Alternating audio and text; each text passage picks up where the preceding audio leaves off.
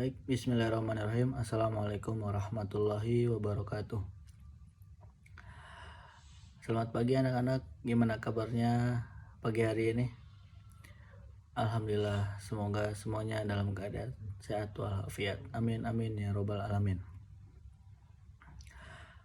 Dan alhamdulillah juga kita masih diberikan kesehatan, masih diberikan keselamatan untuk bisa berkumpul di kelas yang berbahagia ini untuk melanjutkan pelajaran tentang sejarah kebudayaan Islam.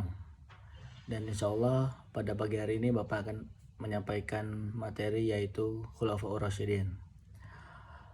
Baik, sebelum Bapak melanjutkan materi, Bapak akan mengabsen kalian terlebih dahulu. Oke, yang pertama ada Muhammad Rahman. Yang kedua ada Nabila. Yang ketiga ada Asep Sunardi. Selanjutnya Ridho. Selanjutnya ada Angga Bagas. Selanjutnya ada Fatimah. Oke, Bapak kira semuanya hadir karena sesuai dengan yang ada di absen. Baik, anak-anakku sekalian, setelah ini fokus ke papan tulis dan memahami dan mempelajari apa yang Bapak sampaikan. Bapak akan menjelaskan tentang pengertian Khulafaur Rasyidin. Khulafaur Rasyidin, setelah Nabi Muhammad SAW wafat pada tahun 632 Masehi atau tahun 11 Hijriah, terdapat 4 sahabat Rasulullah yang kemudian dikenal dengan sebutan Khulafaur Rasyidin. Siapa saja Khulafaur Rasyidin tersebut? Apakah kalian ada yang tahu? Khulafaur Rasyidin ini dapat diartikan secara harfiah sebagai para pimpinan yang mendapatkan petunjuk. Bahasa sahabat Rasul yang termasuk dalam Khulafaur Rasyidin adalah ada Abu Bakar As-Siddiq, selanjutnya ada Umar bin Khattab, ada Utsman bin Affan, dan yang terakhir Ali bin Abi Thalib. Baik, keempat Khulafaur Rasyidin ini berhasil memperluas syair agama Islam hingga keluar jazirah Arab, menyelamatkan Islam serta meletakkan dasar-dasar kehidupan agama Islam terhadap umatnya. Nah, di sini Bapak akan menyebutkan nama-nama Khulafaur Rasyidin serta gelar dan kisah singkatnya. Oke, anak-anak sekalian, fokus ke papan tulis semuanya.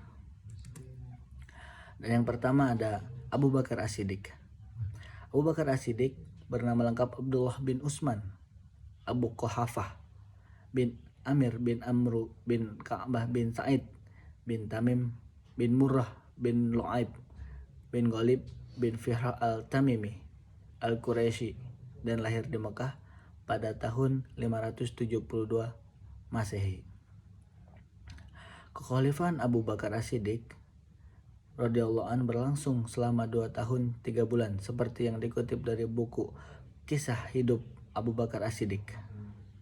Ia adalah seorang khalifah pertama yang menjadi satu-satunya yang disebut sahabat Rasulullah SAW oleh Allah Subhanahu wa Ta'ala dalam surat At-Taubah ayat 40.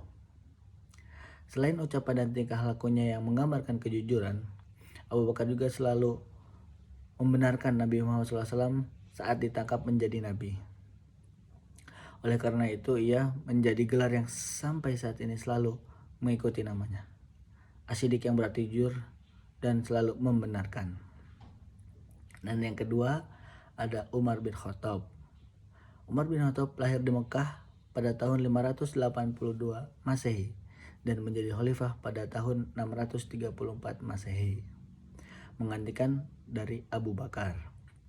Ia bernama lengkap Umar bin Khattab bin Adi bin Abdul Mu'az bin Riyah bin Abdul bin Qurrat bin Rid bin Ka'ab bin Adi bin Lu'ay bin Ghalib al-Quraisy al-Adwi. Rasulullah SAW memberi julukannya Al-Faruq, sang pembeda, atau berarti sebagai orang yang mampu membedakan antara yang hak, kebenaran, maupun yang batil, kesesatan.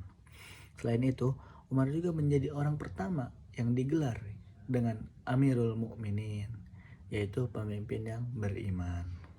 Dalam sebuah kisah yang ditulis oleh Mustafa Murad, mantan istri Umar bin Khattab, menceritakan tentang ibadah Umar yang tidak pernah mengenal waktu. Anak-anak tetap fokus ke penjelasan dari Bapak, oke?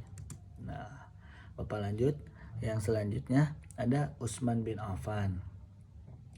Utsman bin Affan lahir pada 6 setelah tahun gajah, tepatnya 579 Masehi di Taif, daerah subur kawasan Hijaz, sebelum wilayah di sebelah barat laut Arab Saudi. Hal inilah yang membuat usianya 6 tahun lebih muda dibandingkan dengan Rasulullah SAW. Dikutip dari buku Abdul Syukur Al-Azizi yang berjudul Utsman bin Affan radhiyallahu an, Utsman bin Affan terlahir dari keluarga bangsawan yang kaya raya dan berpengaruh dari suku Quraisy, silsilah Bani Umayyah. Meskipun terlahir dari lingkungan yang kaya raya, Utsman rela untuk keluar dari segala kenikmatan dan kemewahan hidupnya demi menggenggam tanggung jawab dakwah yang meliputi penuh resiko, menguras tenaga dan juga pikiran. Dan yang terakhir yaitu ada Ali bin Abi Thalib. Ali bin Abi Thalib bin Abdul Muthalib bin Hashim lahir di Mekah pada 13 Rajab. Ali lahir tahun ke-32 dari kelahiran Nabi Muhammad SAW. Ada juga yang menyebutkan jika Ali dilahirkan pada 21 tahun sebelum Hijriah. Semasa kecil, Rasulullah SAW mengasuh, mendidik dan mengajari Ali bin Abi Thalib. Penuh kasih sayang dan kemuliaan Rasulullah SAW inilah yang membentuk karakter Ali saat dewasa. Melansir dari buku Kisah Hidup Ali bin Abi Thalib karya Mustafa Murad, Ali bin Abi Thalib dikenal sebagai pemimpin yang dekat dengan rakyatnya.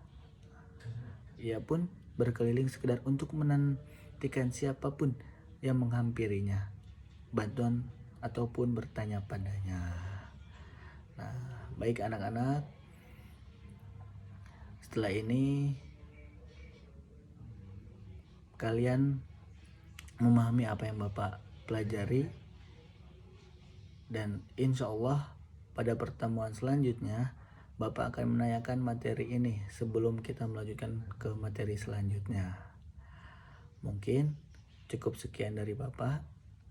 Apabila ada sedikit kesalahan maupun banyak, Bapak minta maaf. Dan yang benarnya itu datangnya dari Allah Subhanahu wa taala.